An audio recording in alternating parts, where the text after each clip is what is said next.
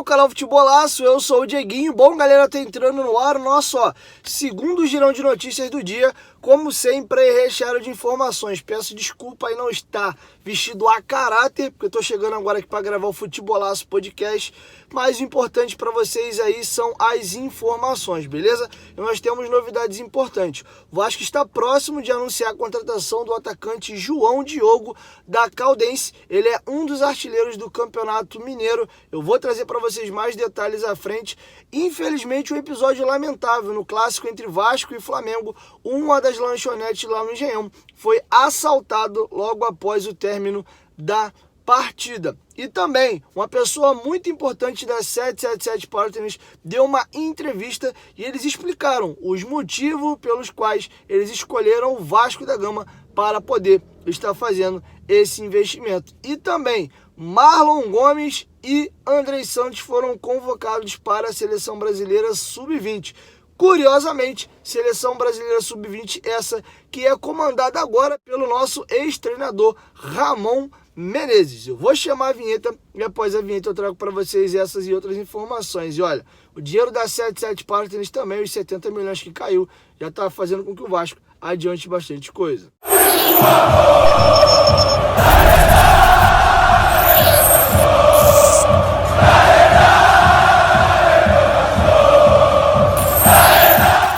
Bom, galera, agora que a vinheta já rodou, vou pedir para tu deixar aquele like marotaço que ajuda a gente bastante. E claro, se tu for novo por aqui, não esqueça de se inscrever no canal, ativar o sininho das notificações, além também de seguir a gente lá no Instagram. Lembrando que agora às 4 horas da tarde tem uma entrevista com o meu parceiro Fábio Azevedo do canal Fanático Vascaíno lá no Futebolaço Podcast. Dependendo do horário que você está assistindo aí o vídeo, a live já até rolou a entrevista, mas você vai poder assistir lá no Futebolaço Podcast. Se você não for inscrito ainda, já se inscreve lá, beleza? Bom, vamos começar falando aí de Sub-20. Marlon Gomes e também o Andrei Santos foram convocados para a Seleção Brasileira Sub-20, que agora é comandada por Ramon Menezes. Desejar boa sorte ao nosso ex-técnico e ídolo do Vasco da Gama e que ele possa ter uma carreira bem sucedida agora nessa passagem dele pela Seleção Brasileira de base. Vocês acham que o Ramon Menezes é um bom nome para o time sub-20 da seleção brasileira? Quero te ouvir. Deixa sua opinião aqui embaixo nos comentários.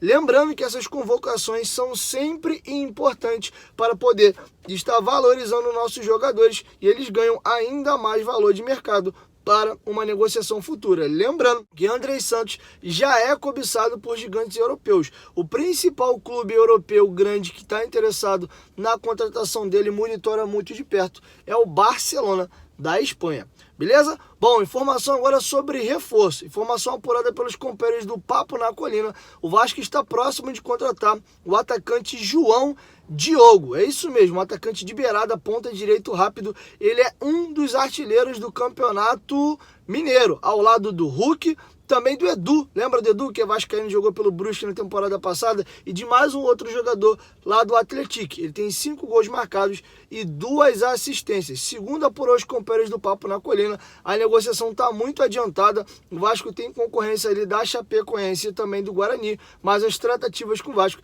estão mais adiantadas. E segundo apurou o Papo na Colina, o jogador só deve ser anunciado após o fim do estadual. Lembrando que a negociação com o atacante Eric do Ipiranga do Rio Grande do Sul melou. Ele não vem mais ao Vasco da Gama, a não ser que ocorra alguma grande reviravolta. Lembrando que está vazando agora a possível contratação do atacante João Diogo e ela pode melar, porque esse foi o motivo que melou a negociação do atacante Eric. A torcida do Ipiranga fez um barulho muito grande, porque ele era um jogador importante e eles acharam o valor muito baixo. O Vasco ia pagar 100 mil reais pelo empréstimo, a torcida fez uma grita e aí isso fez com que a negociação melasse. Então vamos aguardar a cena dos próximos capítulos, mas João Diogo pode ser um novo reforço do Vasco da Gama, beleza? E agora vamos trazer um fato super lamentável. Após o clássico dos milhões no Engenhão entre Vasco e Flamengo no último domingo, um relato importante foi dado. A lanchonete lá do Engenhão foi assaltada. Segundo a polícia militar, foi alguém vestido de segurança, travestido de segurança,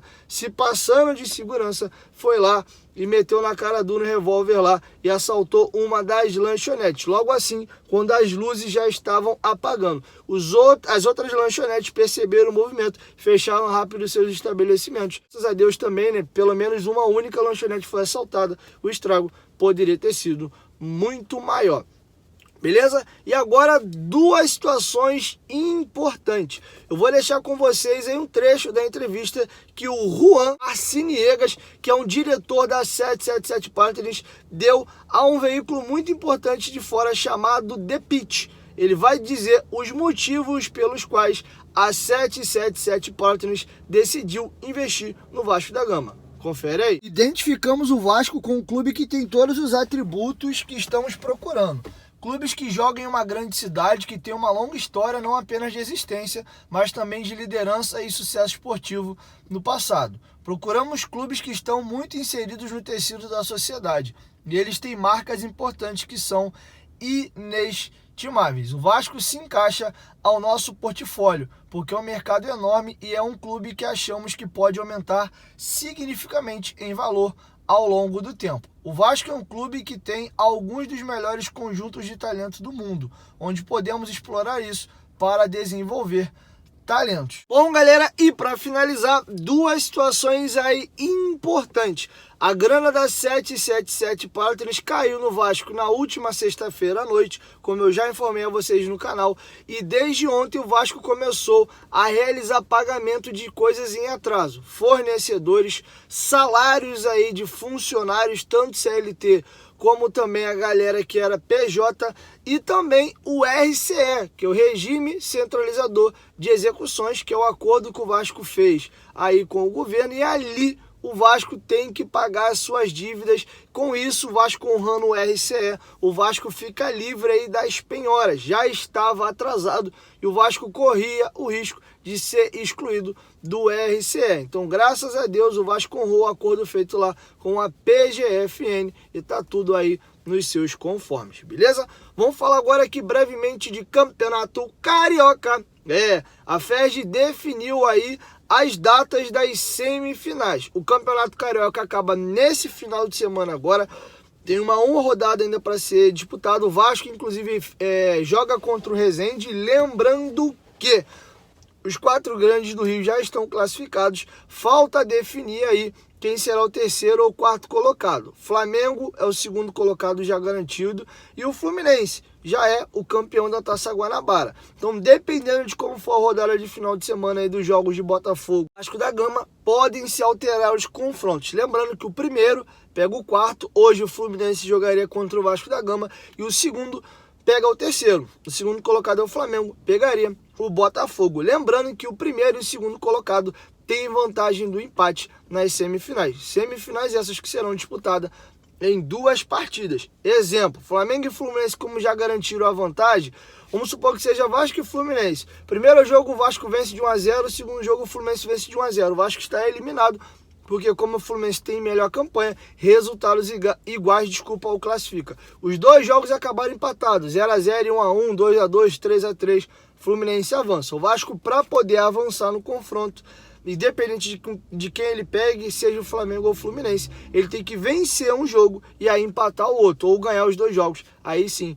o Vasco consegue passar, beleza? E como vocês deram uma olhada aí, os jogos serão ou na quarta ou na quinta-feira da semana que vem o jogo de ida, e o jogo da volta será ou no sábado ou no domingo subsequente, beleza? E agora eu vou lançar uma perguntinha para vocês. Deixa aqui embaixo nos comentários qual adversário você prefere pegar. Lembrando que ambos terão vantagem do empate contra o Vasco da Gama ou jogam por resultados iguais, tanto o Flamengo quanto o Fluminense. Deixa aqui embaixo nos comentários. Apesar do jogo de ontem ter sido, de domingo ter sido bem igual entre Vasco e Flamengo ali, o Vasco poderia ter tido uma sorte melhor. Eu prefiro ainda, mesmo o Vasco tendo tomado um vareio muito feio do Fluminense algumas rodadas atrás, eu prefiro pegar o Fluminense. Lembrando que na final não tem vantagem. Então essa questão da vantagem vale para as semifinais. Eu prefiro eliminar o Fluminense agora e aí na final pegar ou o Flamengo ou o Botafogo. Quem sabe o destino volta, né? Porque nem o Fluminense, que é o nosso freguesaço, o Vasco vem ganhando nos últimos jogos.